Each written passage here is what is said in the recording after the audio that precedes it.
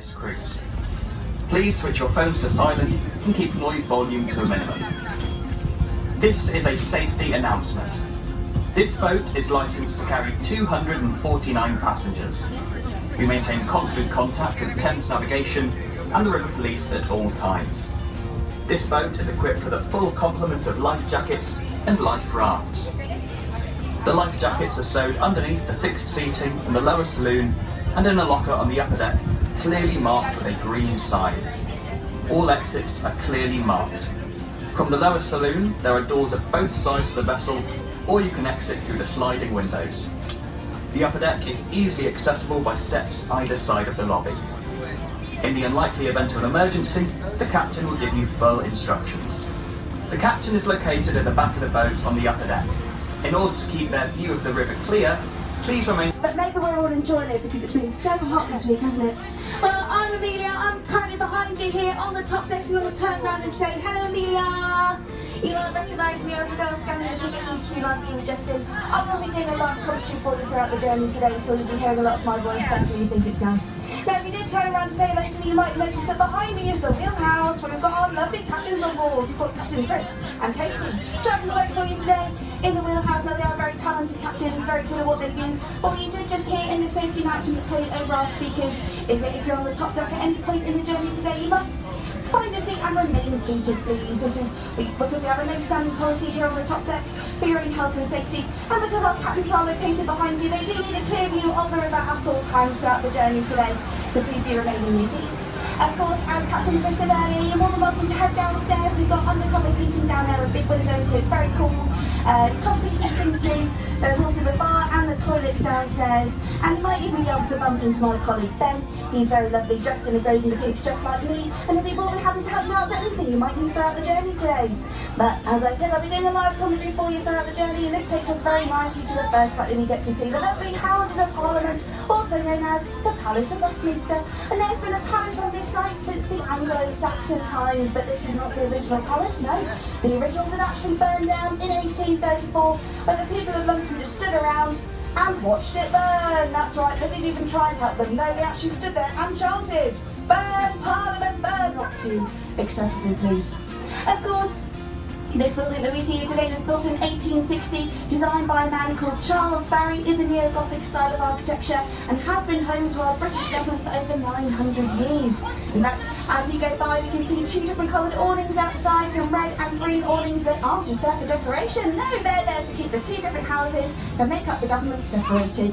So we've got the House of Commons, they hang out on the green side, they're the public elected MP, and we've got the House of Lords, they hang out on the red side, and they're selected by the monarchy for their own.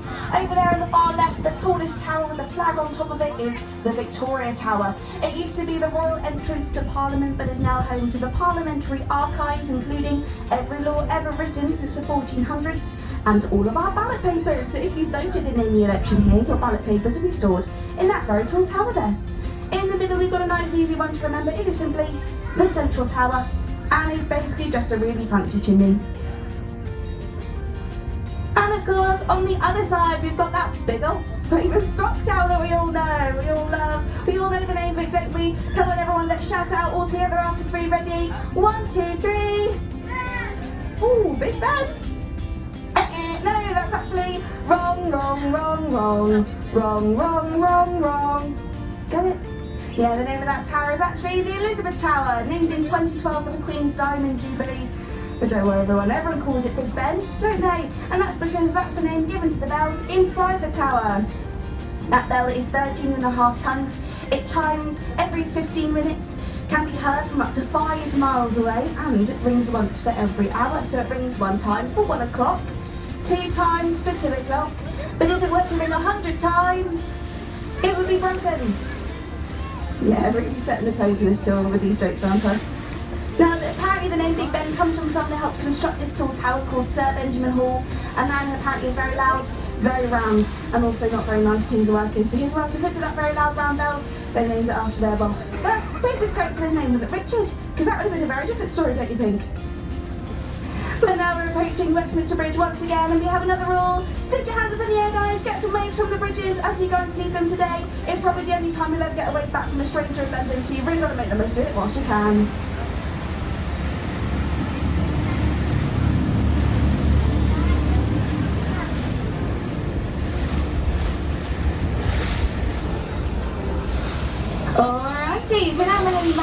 we departed from today, we can see this wonderful wheel, my boss, it's the London Eye. Now the London Eye stands 135 metres above London and is the world's largest cantilevered observation wheel. I know it sounds very fancy, but actually all it means is it's only supported on the one side, just so you can see.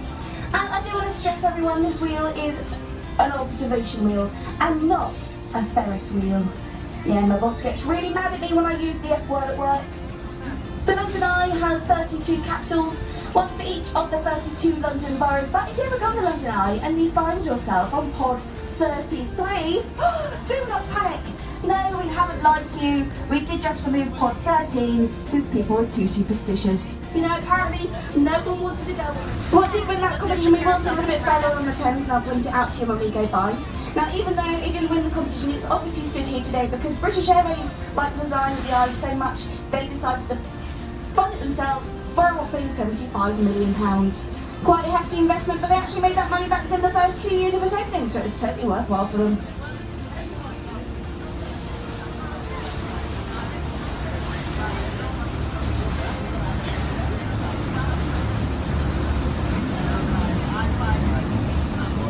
Lovely, so those bridges that we just passed underneath are the two Golden Jubilee bridges standing either side of the Hungerford Railway Bridge.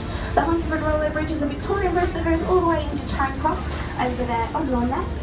And these two Golden Jubilee bridges are the newest addition to the Thames as they opened in 2002 for the Queen's Golden Jubilee, hence their name. Now if you have a look over to your left again, you'll see a tall stone obelisk with a sphinx either side. This is Cleopatra's Needle, believed to be around 3,500 years old, which is even older than the City of London itself. It was a gift to the British government from Egypt for our help in the Battle of the Nile in 1819. Now you might be able to spot that there's lots of different engravings on it. I'll tell you what they are. Up at the top there are some hieroglyphics, and down at the bottom there are some logoglyphics. Ah, yeah. Now looking over to your right hand side, you'll see we're going past this big, grey, ugly looking building with a big electronic screen on it. And no, it's not a car park actually. This is a National Theatre. And much like lots of the buildings along the South Bank, it was built in the brutalist style of architecture, so you know, we're allowed to call it ugly. In fact, this building is voted the ugliest building, not even just in London, but the whole of the UK, year after year. That's right, people hate this building, they think it's hideous. And even King Charles once described it as looking like the backside of a nuclear power station. Yeah, I can't say I disagree with him on that. But of course, unlike its ugly exterior, it does in fact have a beautiful interior with 3 different theatres inside, where you can go and see award-winning shows that often later get transferred to the West End. So if West End prices aren't for you, and let's face it, they're not for anyone these days, are they? You can head on into the National, because that's basically the next best thing. And who doesn't love to say they've been to see a show before anyone else, am I right? A bit further along, on the same side as the National, they're coming up towards this red brick building here with a tall tower sticking out of it with the word OXO on it. Yes, this building is called the OXO Tower. I know, speaks for itself, doesn't it? And was once home to the company OXO. You know OXO, the company famous for making the stock cubes. Yeah, this used to be their building. So back in the 1930s when it was built, OXO were actually taken to court. You see, the River Thames is a royal highway, and skyline advertising is illegal. So they were taken to court for having their company name very clearly advertised along the Thames. But luckily for OXO, they actually had a very clever lawyer that simply stated, "No, Your Honour, they did not put their company name on that building. No, they simply ordered a random set of geometrically shaped windows." I won't tell you just yet though. Let me think of it for a little while and we'll talk about it on our way back through.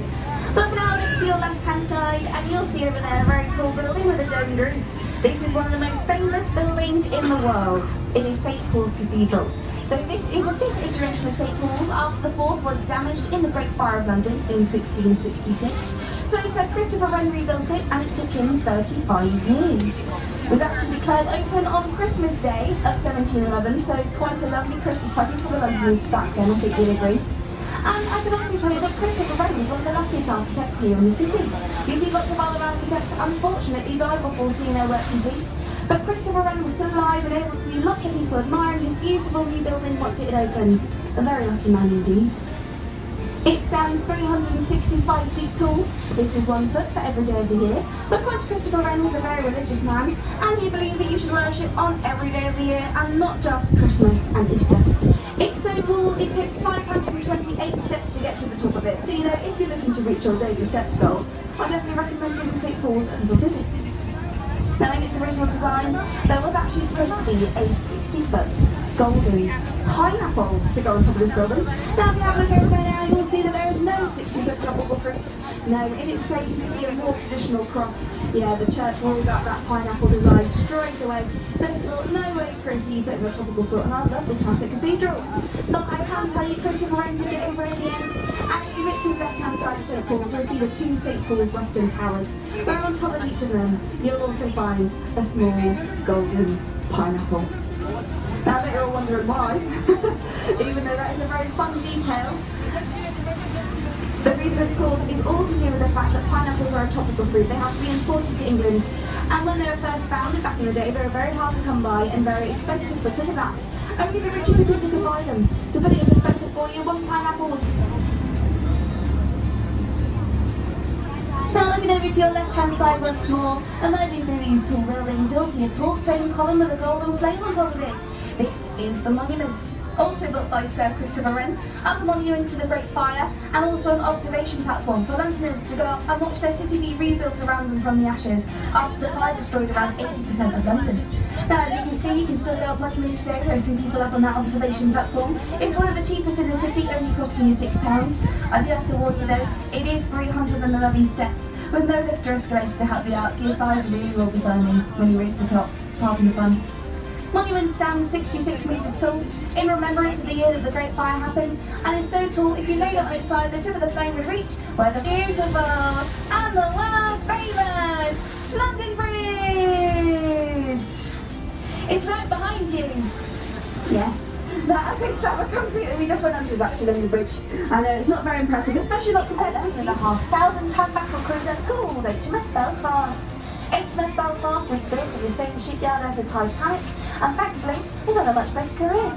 You know, it played a significant part in World War II, and even helped sink one of the German battleships called the Scharnhorst, which apparently was Hitler's favourite ship, and also 3 times its size. So that's actually pretty impressive for this little battle cruiser over here. Now, HMS Belfast was due to be scrapped after the war, until the Imperial War Museum decided to step in and offer to buy it for just £1. That's right, that's all it cost them to buy HMS Belfast, and now she stays here as a floating museum. But here we are about to go to the Tower Bridge, so get your hands back up in the air, guys, get some waves, because there's an old sailor's legend that states if you get a wave back from Tower Bridge, you get 5 years good luck.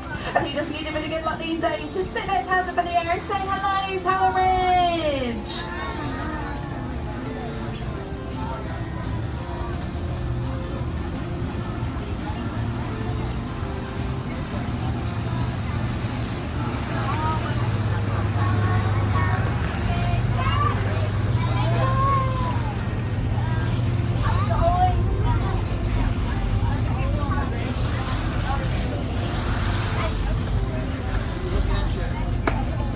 Yeah, that is a real one.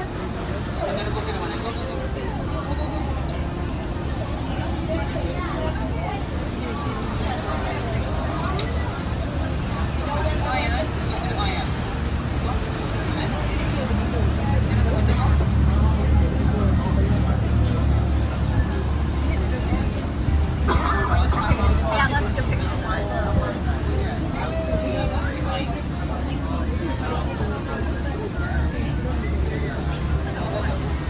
Lovely, now we're making our way back upriver. Over on our right hand side, we've got the very famous Tower of London. Built by William the Conqueror back in 1066. The Tower of London has been many different things throughout its time. It's been a palace, it's been a fortress, and at one point, it was even a zoo. I know, but of course, society, the Tower of London is known as being a place of imprisonment, torture, and execution. In fact, you can see this bricked up archway with a writing above it that says entry to the Traitors' Gate, and this is known as London's first one-way system because, you know, people would go through that archway and then not come back out again. You know, some people throughout history that have been taken this route include Anne Boleyn and Catherine Howard, 2 of Henry VIII's wives who were taken into the tower and then famously beheaded. But of course, only royalty were actually executed within the tower. Yes, they had very few private executions. No, for us commoners, we would have been taken to the top of Tower Hill and executed publicly. So if you want to be done, I think you know who you need to go to. Now looking to your left, you'll see the South Bank Centre, where we've got this big building called the Royal Festival Hall. This